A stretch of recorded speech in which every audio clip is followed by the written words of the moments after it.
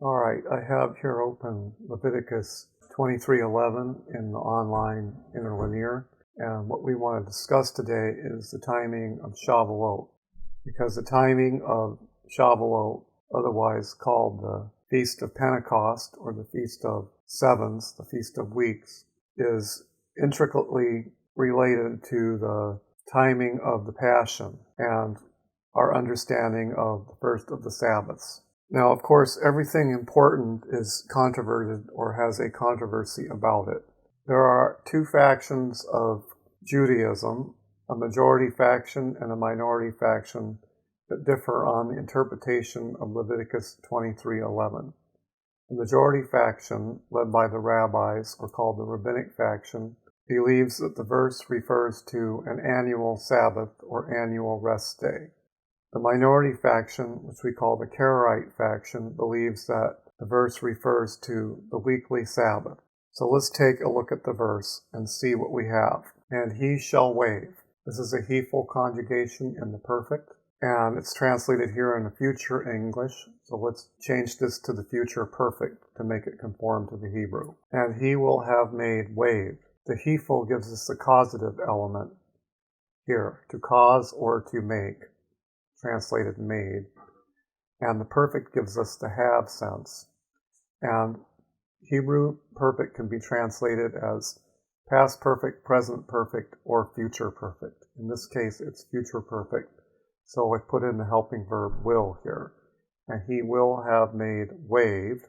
Okay, the next word in Hebrew is eight, and we don't translate it because it's a direct object marker. Sometimes we can give a dynamic equivalent translation in English, but usually it's left not. So this is correct. Ha-omer, this word means the sheaf. Okay, and since we have a guttural letter here, we have a case of compensatory lengthening for the definite article. That's why it has a long vowel here. Ha-omer. This is an accent mark here. It can be ignored. It just tells you to stress the O here, ha-omer, the sheaf. Okay, now we go to the next word, לפני. We could translate this more literally. This is a preposition, and pnei means faces of. Usually it's plural when it's referring to parts of the body, but we will just translate it singular in English and give a more literal sense of it. Okay, I've translated it toward the face of. Now, the reason the word the in here is because this is a construct phrase, and the noun after it, the divine name, is a definite pronoun. That makes the construct also definite, toward the face of. Now, pnei literally means faces of, but to make English sense, we translated it singular here. And the of represents the construct, which is a reduction of vowels from the noun pon, which means face. Okay. Divine name is correctly rendered here, except the vowels are not correct, so let's fix that. Yahweh. Now I place an accent on the last syllable. That's normally where the accent goes. I don't do this for the rest of the word, but I'm just doing it especially for the divine name. This is from the verb hawa, which means to be. It switches out from haya, which also means to be. So the middle vowel, or the middle root letter, switches out with a yod and a wav. So this is the third person singular Hiphil of the verb to be, and it literally means he makes be. If anyone should dispute that this is the correct divine name, then they may consider this a substitute for whatever they think the divine name is, and its meaning will be he makes be, which is literally what it means. There's no doubt that this form means he makes be. So there's no doubt that the meaning of the word is correct because Yahweh is the creator. Jews substitute the word Hashem, or meaning the name here. Some people say the eternal or the Lord as a substitute. These are all substitutes for the divine name. There is a long tradition of making substitutes for the divine name. In my opinion, Yahweh is correct, but if somebody believes it's not correct, then it does have a proper meaning, he who makes be. And in that case, I will just tell the other person, well, you can just regard this as another substitute for the divine name. In my opinion, however, it is correct. Therefore, there is no danger of being incorrect because it's either a substitute or it's actually the correct form. And he will have made waved the sheaf toward the face of Yahweh. Possibly the reason why this phrase is not translated literally is to avoid the clear anthropomorphism of saying the Almighty has a face here, which is a human part.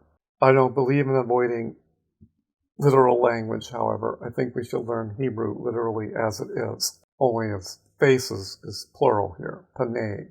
Okay, the next word, lirtzon chem. Lirtzon chem. Accent on the last syllable, that's what this mark is. To be accepted on your behalf. This translation is very wordy and is actually not correct. The noun is here, ratzon, and we have a preposition, li, and it's not le, it's li instead to avoid a double schwa. So it's lir, and chem means your. So literally, for your acceptance would be a succinct translation of these words, or for acceptance of you. But we'll go for your acceptance. There we go, for your acceptance. The preposition lamed here is translated for. Acceptance is ratzon, and chem is your. Plural, it's a plural your, but we don't indicate this in English. And he will have made waved the sheaf toward the face of Yahweh for your acceptance. Okay, we have our next word, ממחרת. We have a preposition, mi, on the front, derived from min, and we have a plural, a singular construct feminine on the end, at, and the root is the masculine noun, machar. The preposition mean does not literally mean on. This is only like a functional or dynamic equivalent. For apologetical purposes here, I need to translate it more literally as from. Machar, we also need to translate as tomorrow or morrow, and we need to translate the construct with of, indicated as construct here. I will do the translation and then I will explain some more. Okay, so we've translated the preposition from correctly. From in the tomorrow of. Now, the from could be misinterpreted to mean in the sense of after to tomorrow, from extensively, or if I say 2 days from tomorrow, then you would count 2 days after the morrow. That's not the sense here. This is from within or from in the morrow of something. As in, take time out of tomorrow, take time from tomorrow to do your chores. That's from within the morrow. It doesn't mean take time after tomorrow. It means take time from within the tomorrow. The reason the definite article is here is because this is a construct, ought, feminine construct, singular, and it's followed by a definite noun, ha-Shavuot. Since the noun after it is definite, so also the construct noun is definite. From in the tomorrow, and we've rendered the construct with the word of here, which is the typical or normal way of rendering it. From in the tomorrow of the Sabbath. Okay, so now we have to do some repair here. Obviously, the word after has been incorrectly put in by whoever made this interlinear, so we will take it out. Also, I want to render the word Sabbath literally so we can see something. The word Shabbat in Hebrew means rest or cessation. I will translate it rest here, and then we will discuss it. Okay, let's translate this other stuff here literally here, and then we'll discuss it. All we have to do here is we can literally indicate the Hiphil. Literally, he shall make waved it. So we have a energetic noon here on the end. I believe that's what that is. And the U stands for the it at the end here. The initial he is this yod here. And then the root is nuf, to wave to and fro. Therefore, in the Hiphil, which is indicated by the yod in the middle of the replacement in the root, and this is an energetic noon, he shall make waved it. The idea of because or make being appended to the root sense. Ha-kohen, the priest. And this is correct. So this is the end of our sentence. Lehenif, and he will have made waved. Et ha-omer, the sheaf. Lifnei, toward the face of Yahweh. He makes be. Lirtzonchem, for your acceptance. From in the tomorrow of Memachrat HaShavuot, the rest. He shall make waved it, the priest. If we were translating this, we would take off the redundant he, and we would just translate, the priest shall make it waved, or the priest shall wave it, if we don't want to translate it too literally with the Hiphil. Then Nifenu HaKohen. Okay, I made a translation of a big chunk of Leviticus 23 here, and we're pointing at verse 11 here. And he will have made a waving of the sheaf toward the face of Yahweh for your acceptance. In the tomorrow of the rest, the priest will make a waving. The crux of the controversy is, does the rest refer to the seventh-day Sabbath, or does it refer to an annual Sabbath? And the usual argument that Karaites would make is that Shabbat can only refer to the seventh day. The controversy centers on the interpretation of the words ha-Shabbat, translated here, the rest. Karaites say that the rest refers only to the seventh-day Sabbath.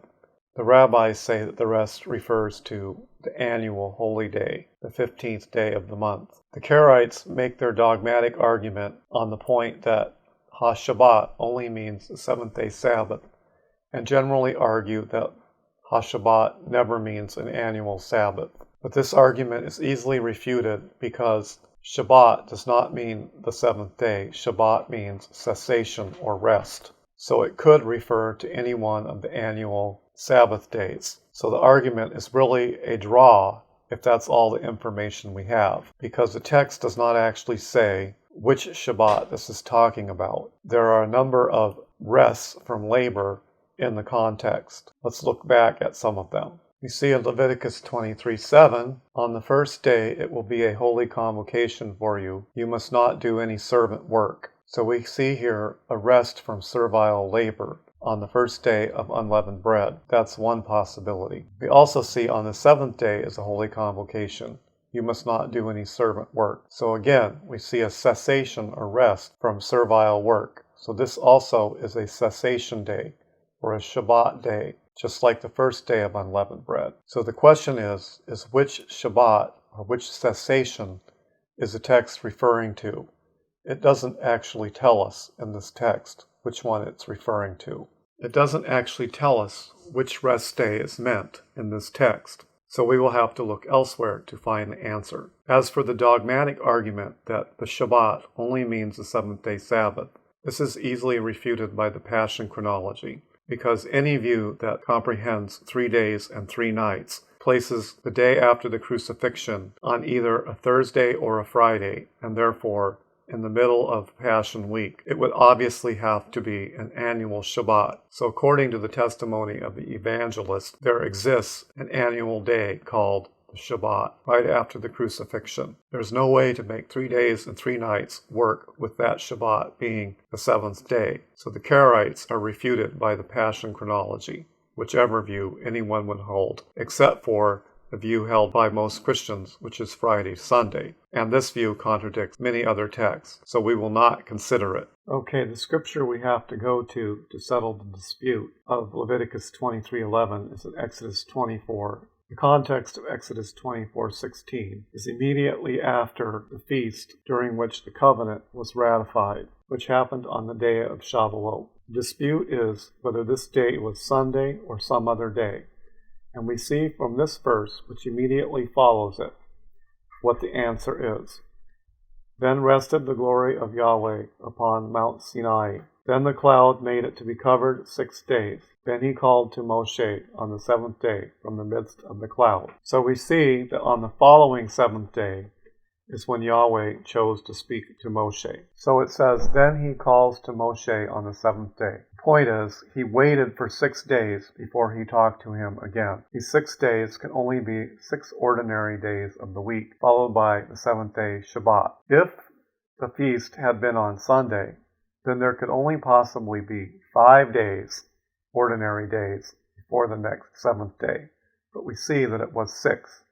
This means the feast day was on the Shabbat, and that Shabbat upon which the feast day was the 50th day. We will go backward from this first Shavuot to the 15th day of the first month, and it will not have come upon the weekly Sabbath. The 15th day of the first month will have landed on a weekday, and therefore the day after which the 50 days are counted will be an annual Sabbath and not the weekly Sabbath.